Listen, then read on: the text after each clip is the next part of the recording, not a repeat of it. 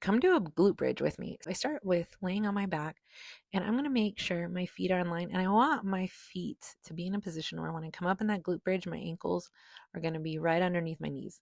But before we do that, I'm going to tilt my pelvis forward, press my low back into the ground, activate my core, turn on my glutes and my pelvic floor. And I'm going to use my glutes and pelvic floor to push my hips into the air. Now, I don't want to go too high that I feel low back. So only go up as high as you can still feel really good glute, pelvic floor, core control, and come down from your rib cage first, meaning I want you to push your rib cage down and then roll down to your glutes.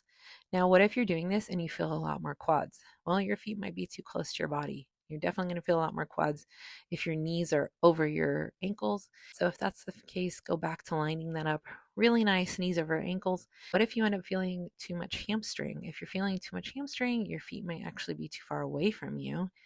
And then your hamstrings are going to do a lot more work, which isn't bad, but today we're trying to hit a glute focus. So I want you to make sure that when you line up, your heels are underneath your knees and you're squeezing your glutes first, pressing up into the air, and then keeping your glutes and pelvic floor on until you come down. And that's your glute bridge.